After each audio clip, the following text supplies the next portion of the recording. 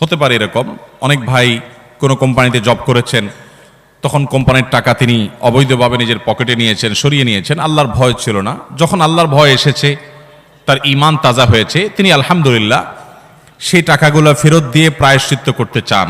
এটা কি অ্যাপ্রিসিয়েট এবং অভিবাদন করার উপযুক্ত কিনা বলেন? এটা ভালো কাজ না? মনে রাখবেন, একটা সমাজ সবচেয়ে সভ্য এবং ভালো সমাজে পরিণত হবে তখন যখন সমাজে মানুষ আল্লাহ ভীরু হবে, যখন মানুষের মধ্যে কি থাকবে? আল্লাহর ভয়।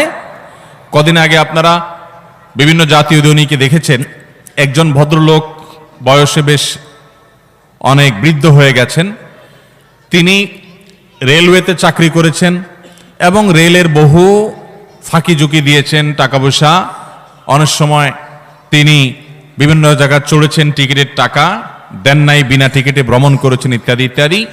পরবর্তী তিনি রেল কর্তৃপক্ষের সাথে সাক্ষাৎ করে দেখা করে তার সকল টাকার আনুমানিক সর্বোচ্চ এর বেশি হবে না এরকম একটা ফিগার তিনি সরকারি ঘরে জমা দেওয়ার জন্য হাজির হয়েছেন। তার ভিতরে এই চেতনা আসার একমাত্র কারণ হলো আল্লাহর ভয়। আল্লাহর ভয় ছাড়া আর কিছু। অতএব যদি কারোর এরকম বোধোদয় হয়, সে সৌভাগ্যবান যে মৃত্যুর আগে আগে সে নিজেকে শুধরাবার সুযোগ পেয়েছে, আলহামদুলিল্লাহ। এখন কথা হলো, আপনি যে দোকানে চাকরি করেছেন, যে কোম্পানির কাজ করেছেন, সেখান থেকে টাকা আপনি সরিয়েছেন, হারাম কাজ করেছেন, এখন সেই কাজগুলোকে আপনি, সেই টাকাগুলো আপনি কি করবেন? উত্তর হলো ওই মালিককে আপনি ফেরত দিবেন। এখন কথা হলো, মালিককে যদি বলে ফেরত দিতে যাই তখন উল্টা ঝামেলা হবে। যদি ঝামেলা হবে মনে হয় তাহলে এক কথা, আর না হলে আরেক কথা। অনেক লোক আছে, তাকে এটা বলে দিলে সে বরং আরো খুশি হবে, বরং সে আপনার থেকে হয়তো নিবেও না, ঠিক আছে তোমার ভিতরে বোধোদয় আসছে, আমি তোমাকে মাফ করলাম। আর যদি বলে দিলে আপনার ইতস্তত বোধ হয়, তাহলে আপনি বলে দেওয়ার দরকার নাই, যে কোনো ভাবে তার অ্যাকাউন্টে টাকাটা পাঠিয়ে দেন, তার বিকাশ নম্বরে টাকাটা ঢুকায় দেন, এটা খামে করে দিয়ে বলেন এটা আপনার পাওনা টাকা, কিসের টাকা এত কথা জিজ্ঞেস করেন না, এটা আপনি পাবেন, বাস রেখে দেন। বিভিন্ন ভাবে তার অ্যাকাউন্টে যে কোনো ভাবে টাকাটা ঢুকাই দিলে আপনি দায়মুক্ত হবেন। আর যদি ওই লোককে খুঁজে পাওয়া না যায়, তাহলে তার পক্ষ থেকে দান করে দিবেন। আমি 2004-05 সনের দিকে ঢাকার এক মসজিদে আমি যখন নামাজ পড়াই, এক ভদ্রলোক সরকারি বড় একজন কর্মকর্তা ছিলেন। তিনি কয়দিন পর পরই তার জমি জমা দান করেন, অমুকটা অমুক গরিব মানুষকে দিয়ে দেন, মাদ্রাসায় দিয়ে দেন, মসজিদে দিয়ে দেন, অনেক বেশি একসাথে দিয়ে দেন। উনি আমার কাছে একবার এসে বললেন, হুজুর ছেলে মেয়েরা তো পারলে আমাকে মারে। আমি বললাম সমস্যা কি? বলে যে সমস্যা হলো এত বেশি দান করি, একটা জায়গা পাইছি, এটা একজনকে দিয়ে দিছি, ওইটা একটা মাদ্রাসাকে দিয়ে দিছি, ওইটা একটা এতিমখানাকে দিয়ে দিছি। এগুলো দেখে আমার সন্তানরা বলে মানুষ তো দান করে, তাই বলে গোটা জমি ধরে এইভাবে এত এইভাবে দেয়, তাহলে তো আমরা রাস্তা বিক্রি হয়ে যাবে কয়দিন পরে। তাই আমি বললাম ছেলেরা তো ঠিকই বলছে, আপনাকে এত বেশি দান করতে কে বলছে? দানের তো একটা সীমা আছে। নবী করিম সাল্লাল্লাহু আলাইহি ওয়াসাল্লাম বলেছেন, তুমি এত বেশি দান করে থুয়ে যাও না যে সব দান করে থুয়ে গেলা আর তোমার সন্তানরা পরে মানুষের কাছে হাত পাতলো, তাদের জন্য কিছু রেখে যাওয়া, এটা নবী সাল্লাল্লাহু আলাইহি ওয়াসাল্লামের আদর্শ। আপনি দানও করেন, তাদের জন্য কিছু রেখে যান, এটা তো ঠিক। তখন ভদ্রলোক আমাকে বলল, হুজুর আপনি আমার দুঃখটা বুঝলেন না। বললাম বলেন না, দুঃখ কি আপনার? বলেন যে দুঃখ হলো ভাই, সরকারি চাকরি করেছি, অল্প কিছু বেতন পাইছি, এই বেতনের টাকায় সংসার এবং ছেলে মেয়েদের পড়ালেখার খরচ চালাইতেই কষ্ট হইতো। আমার যত জমি জমা আছে, যত অ্যাসেট আছে, এর বেশিরভাগই হলো 2 নম্বর টাকা। এখন ছেলেদেরকে তো আর এটা বলতে পারি না, মেয়েদেরকে তো এটা বলতে পারি না, সব চুরি ডাকাতির টাকা, সব টিন চুরি গম চুরির টাকা, ত্রাণের টাকা চুরির টাকা, এটা টাকা সেটা টাকা, এগুলো করে করে আমি এগুলো করছি।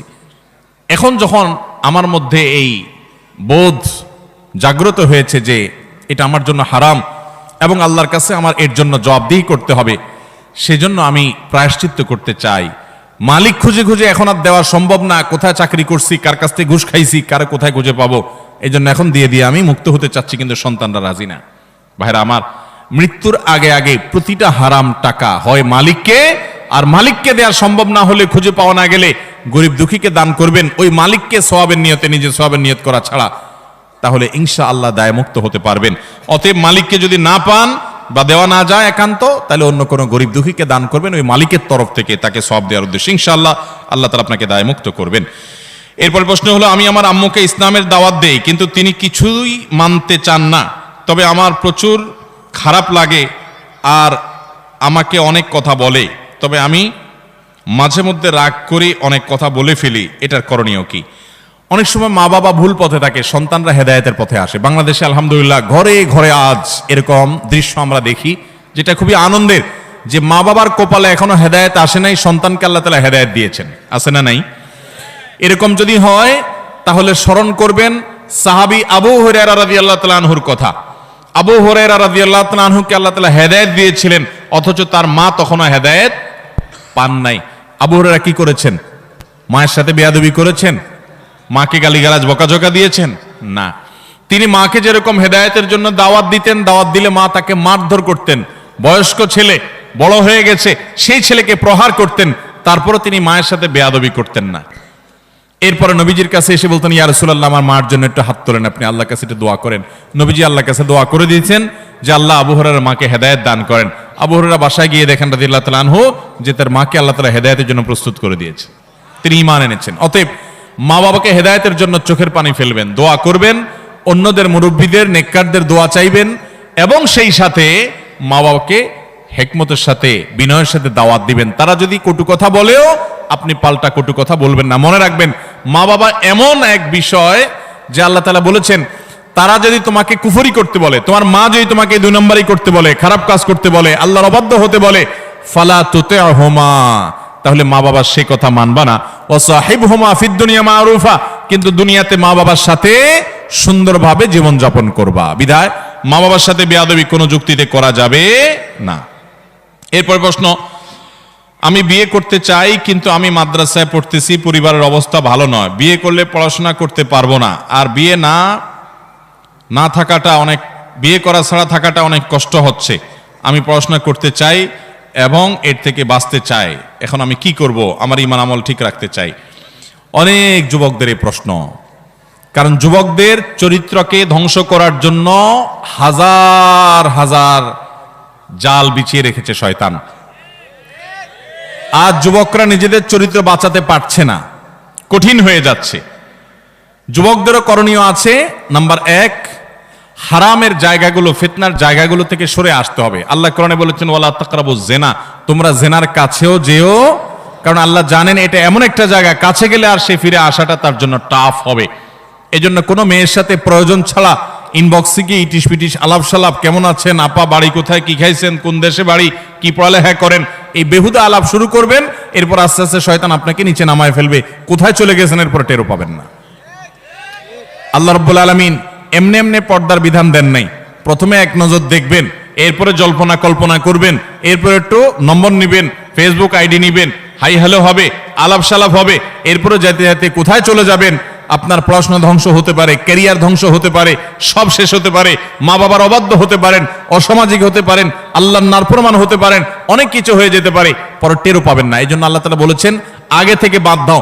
সেকুলার এবং ইসলাম এই দুইটা লাইফস্টাইলের মধ্যে পার্থক্য হলো, ইসলাম বলে আগে থেকে বাদ দাও, আর সেকুলার এই সিস্টেম বলে যে না, যার যা খুশি তা করো, যুবকরা যা খুশি তা দেখো, যা খুশি তা শুনো, সব আকাম কুকাম করো, আবার খবরদার কারোর উপরে চড়াও হইও না, নিজেকে নিয়ন্ত্রণ করো। How funny!